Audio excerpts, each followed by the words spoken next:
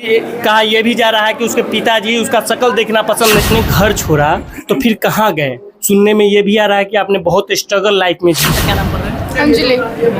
आप ही के सहयोगी, आप ही के साथ बैठने वाले अभी जो मधु मानवी जी इस तरीके से इतिहास रचे हैं, उस विषय में आपका क्या कहना है? जी बहुत अच्छा लग रहा है। वो हमारे साथ बैठती थी, पढ़ती थी। शायद कहीं और जाती तो बहुत लोग उन्हें साथ नहीं बैठने देते, बट हम लोग ऐसा नहीं करते थे। वो हम लोग के साथ एज अ फ्रेंड बैठ के पढ़ती थी। अच्छा लग रहा है बहुत कि आज इस पोस्ट पे वो गई हैं और बहुत लोग आएंगे और आगे भी जाएंगे ट्रांसजेंडर में। इनके दरोगा बन जाने के बाद क्या है आपके पिताजी इससे खुश नहीं है, कहा यह भी जा रहा है।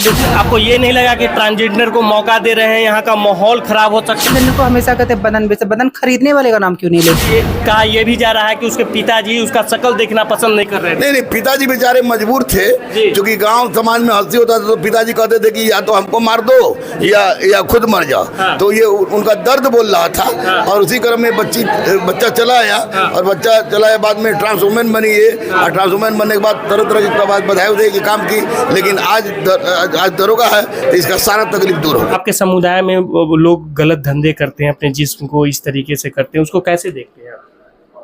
उसको कैसे देखते हैं हम? गलत धंधे करते हैं वो, मतलब क्या करेंगे? और बताइए आप उनके लिए छोड़े क्या? सब जगह तो महिला और पुरुष कब्जा करके बैठे हुए हैं। वो करे पेट के लिए क्या? कहाँ जाएगा? भूखे तो नहीं मर जाएगा ना। और उनके साथ धंधा करने वाले, आप तो ट्रांसजेंडर को हमेशा कहते बदन बेचे, बदन खरीदने वाले का नाम क्यों नहीं लेते हैं? बदन कौन खरीदता है? ट्रांसजेंडर का बदन तो नहीं खरीदता है। बदन तो आप पुरुष ही खरीदते हैं। आप उस पर भी क्वेश्चन मार्क कीजिए ना कभी। आप दरोगा बनेंगे तो अपने समुदाय के लिए प्रथम कार्य क्या करेंगे? प्रथम अपने समुदाय के लिए प्रथम कार्य इतना करूंगी कि जितना सक्षम हो सके उनको इधर पे लाऊंगी, शिक्षित बनाऊंगी, पढ़ाऊंगी, आगे बढ़ाऊंगी और जितना हो सके उनका मदद करके उनका उत्थान करने का कोशिश करूंगी। आपके जीवन में अभी जो उजियारा आया है उसका श्रेय किसको देंगे? उसका सारा श्रेय मेरे गुरुजी को जाता है, मम्मी पापा को जाता है, आदित्य एकेडमी गुरुकुल को जाता है और मेरे सारे अच्छे चाहने वाले दोस्तों को जाता है। अब आपको ये नहीं लगा कि ट्रांसजेंडर को मौका दे रहे हैं, यहाँ का माहौल खराब हो सकता है? नहीं, बिल्कुल नहीं, क्योंकि मुझे अपने बच्चों और बच्चियों पर असीम विश्वास है। हाँ। इसलिए मैं दावे के साथ कहता हूँ कि मेरे बच्चे और बच्ची कभी भी ट्रांसजेंडर या किसी नाम पर किसी में ये नहीं करेंगे। समानता पर मैं विश्वास करता हूँ। मैं जातिवाद नहीं हूँ, मैं संप्रदायवाद पर विश्वास नहीं करता हूँ, मैं जातिवाद पर विश्वास नहीं करता हूँ। सबसे अच्छा दोस्त है। अच्छा, गुरु रहमान सर से कैसे मुलाकात हुई और उनके पास आप गए तो किसके थ्रू गए? एक ट्रांसजेंडर फ्रेंड के थ्रू ही यहाँ पे आए और सर को बताया कि sir I am also transgender और मुझे भी पढ़ाइए, मुझे भी पढ़ना है और मुझे भी जीवन में कुछ अच्छा करके इस समाज में कदम से कदम मिला के चलना है। ट्रांसजेंडर वुमेन जो है पहली बार जो है कि दरोगा बन रही है, मगर उसका जो है इतिहास रचने में आपका जो है सक्ष है। नहीं, गुरु का काम ही होता है कि बच्चों के लिए जान देते। क्या नाम हुआ मैम आपका? जी मेरा नाम मानवी मधु कश्यप है। मेरा घर बांका डिस्ट्रिक्ट है। बांका डिस्ट्रिक्ट से पटना का सफर कैसे रहा? बांका डिस्ट्रिक्ट से पटना का सफ़र तो बहुत कठिन रहा, क्योंकि उतने दूर से जब एक मतलब नॉर्मल पर्सन आते हैं तो उनके साथ उनके मतलब बहुत सारे दोस्त आते हैं, गार्जियन आते हैं और वो हर एक चीज़ में सक्षम होते हैं और इधर पे आते हैं तो उनके साथ कोई डिस्क्रिमिनेशन भी नहीं होता। जब हम जैसे बच्चे घर से बाहर निकलते हैं तो उनको बहुत सारा डिस्क्रिमिनेशन होता है। आपके पिताजी इससे खुश नहीं है, कहा यह भी जा रहा है? बिल्कुल नहीं। हमारे पापा हमेशा सपोर्ट, अगर माँ बाप सपोर्ट नहीं करते तो आप कैसे पहुँच सकते हैं यहाँ पे? मैं बोली थी, कुछ और लोग ने पता नहीं क्या बोल दिए। मैं है कि उस दरमियान में आपके पिताजी आपसे बात किए? मेरे पापा नहीं है सर। अच्छा, आपके पापा नहीं है। अच्छा, ये जो है 10 साल के दरमियान में आप पटना में 2-3 साल, आप कितने साल रहे हैं रहमान सर के यहाँ? 2.5 साल कोचिंग। 2.5 साल में आपकी खाना पीना का ये कौन खर्च उठा रहा था?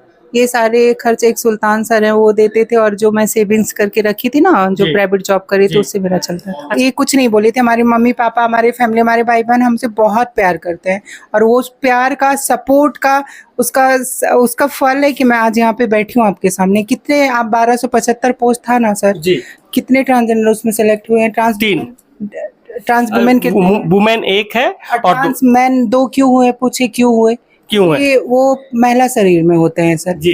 तो महिलाओं को घर से बाहर नहीं निकाला जाता, बेटी घर की इज्जत होती है ना, तो वो अपने घर में रह के पढ़ सकते हैं। लेकिन हमारी जो मतलब जन्म होती है वो एक पुरुष शरीर में होती है, जो हमारा I was suffering with gender dysphoria, mind कुछ और कहता है, शरीर कुछ और कहता है। क्या लक्ष्य है आपकी? जब ट्रांसजेंडर ने हमको भारत स्तर का आदमी बना दिया, इतिहास में नाम अंकित करवा दिया, तो ट्रांसजेंडर के लिए भी मैं वही काम करूंगा जो गरीबों के लिए जान दे सकता हूं, तो इन लोगों के लिए भी जान दे सकता हूं। ये निश्चित रूप से हमारे बाल बच्चा है। घर से निकल के आई और मेरे को डिफिकल्टी इसलिए नहीं हुई क्योंकि मैं अपना पूरा पढ़ाई कंप्लीट करके आई, मुझे ग्रेजुएशन कंप्लीट करके अपने घर से आई। ग्रेजुएशन कहाँ की पढ़ाई आपकी? बेसिक पढ़ाई कहाँ से? बेसिक पढ़ाई मेरे गांव से ही हुई है, बांका डिस्ट्रिक्ट से, और मेरा मतलब बीए कंप्लीट ग्रेजुएशन हुआ तिलकामांझी यूनिवर्सिटी भागलपुर से। आपने जो है या भागलपुर से आपने ग्रेजुएशन किया है, आपके लोग, आपके क्लासमेट आपके साथ कैसा व्यवहार करते थे?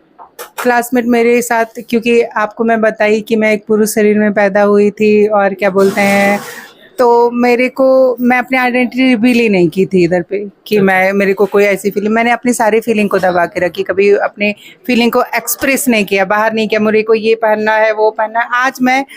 आज मैं ये पहनी हूँ तो क्या बोलते हैं, आज मेरे को कंफर्टेबल फील होता है। दैट टाइम मैं नहीं पहनती तो मेरे को टीज और पिंचेस कोई नहीं करता। छेड़ते ज्यादातर लड़कियों को लोग हैं, सुने होंगे आप, समझिए नॉर्मल थिंकिंग। लड़के को कोई थोड़ी ना छेड़ता है, लड़के उस तरह करेंगे तो छेड़ेंगे। मैं कभी उस तरह नहीं करती थी, हमेशा कम दोस्त बनाती थी, एकदम शालीनता भरी जीवन जीती थी, नहीं किसी से ज्यादा बात, नहीं झगड़ा, अपने काम से काम। घर कब छोड़े, या मतलब आप फैमिली के स्वेच्छा से छोड़े या आप मतलब डिसीजन लेना? फैमिली के स्वेच्छा से डिसीजन लिए कि मम्मी मुझे घर में नहीं रहना, मुझे कुछ करना है, क्योंकि गांव में हमारा क्षेत्र गांव वाला है, तो गांव में तो उतना आपको इतना सुविधा पटना के जैसा कोचिंग क्लासेस नहीं मिलेगा ना, तो इसलिए मैं अपना गांव से निकल के पटना आई पढ़ने के लिए इधर पे। पर मैं एक ट्रांसजेंडर हूँ, इसके लिए हमेशा मम्मी लोग को मतलब डर बना रहता था कि जानते हैं आपके बच्चे तो बच्चे होते हैं, चाहे वो ट्रांस हो, सिक्स हो, नॉर्मल हो, कोई आपने घर छोड़ा तो फिर कहाँ गए? सुनने में ये भी आ रहा है कि आपने बहुत स्ट्रगल लाइफ में झेली है। मैं मतलब घर छोड़ी तो मैं अपनी दीदी के यहाँ गई, वहाँ पे कहाँ पे? वेस्ट बंगाल जी। तो वहाँ पे रहने लगी, फिर वहाँ पे ट्यूशन पढ़ा के बच्चे को पढ़ाने लगी और खुद भी पढ़ने लगी। और उसके बाद फिर मुझे पता चला कि बेंगलुरु में ट्रांस कम्युनिटी जो होते हैं ना, उनको ट्रांस फ्रेंडली कंपनी में जॉब दिया जाता है। फिर मैं इंटरव्यू दी, JP मॉर्गन में मेरा सिलेक्शन हुआ। फिर 1.5 साल मैं बेंगलुरु में रह के जॉब की। अच्छा। जॉब करने के बाद फिर वहाँ लॉकडाउन लग गया। लॉकडाउन लगने के बाद फिर मुझे लगा कि बाप रे, अब तो कुछ नहीं, अब कहाँ जाना है, तो फिर मैं घर आ गई वापस। फिर घर से मुझे पता चला कि यहाँ पे एक शेल्टर होम होता है। शेल्टर होम इसलिए बेसिकली होता है, गरिमा गृह जो दानापुर में चल रहा है रेशमा मैम के नेतृत्व में, तो उन्होंने वो वहाँ पे डॉक्यूमेंट जो होता है ना, आपका आधार कार्ड वो चेंज करवाती हैं, आपकी आइडेंटिटी, आपका जो भी प्रीवियस डॉक्यूमेंट होता है उसको वो चेंज। तो मैं यहाँ पे आई और रहने लगी, क्योंकि यहाँ पे वहाँ से मतलब बहुत सारे बच्चे इधर पे आते थे पढ़ने के लिए। They are also transgender, they was also transgender, वो भी थे। तो क्या बोलते हैं मैं भी साथ में आने लगी। और फिर क्या बोलते हैं, पहले तो मैं वहाँ पे रही और पहले दूसरे कोचिंग गई, तो वहाँ पे एडमिशन नहीं लेने के कारण फिर मैं यहाँ पे आई, गुरु रहमान सर मिले। फिर मेरा पढ़ाई का सिलसिला जारी रहा और मैं अपना मतलब निष्ठा और अपनी लगन से मतलब हमेशा आती, मतलब क्लास को अब्सेंट नहीं की और रेगुलर करके मैं यहाँ तक आई। आपने जॉब भी किया है, जॉब करने के बाद आप जो है पढ़ाई के तरफ रुझान कैसे हुआ? नहीं, पढ़ाई में कभी नहीं छोड़ी, जॉब के दरमियान भी नहीं छोड़ी, और क्या बोलते हैं जब मैं खाली रहती तो उस टाइम भी नहीं छोड़ी। पढ़ाई और मेरा बहुत अच्छा रिश्ता रहा है।